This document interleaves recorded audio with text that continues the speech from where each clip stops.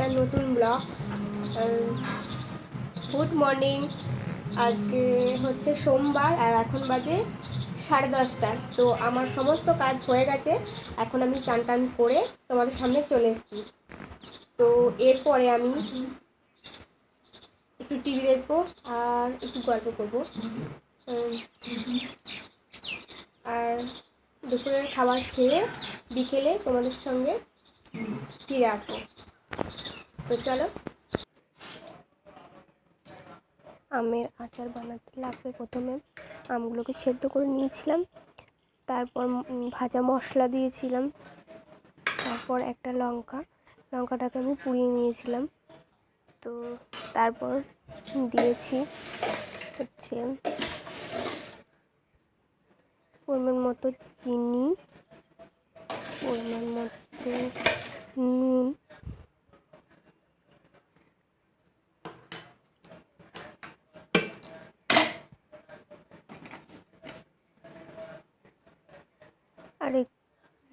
আর একটু লঙ্কা গুঁড়ি।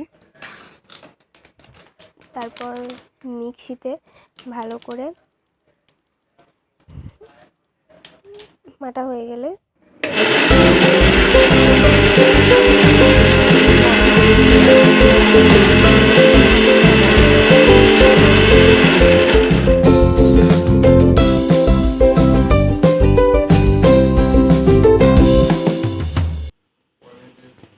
পরিমাণ মতন বরফ মিশিয়ে আর ঠান্ডা জল দিলেই আর ওর সাথে মিক্সিতে মাখাটাকে দিয়ে দিলেই তৈরি হয়ে যাবে আমের শরবত।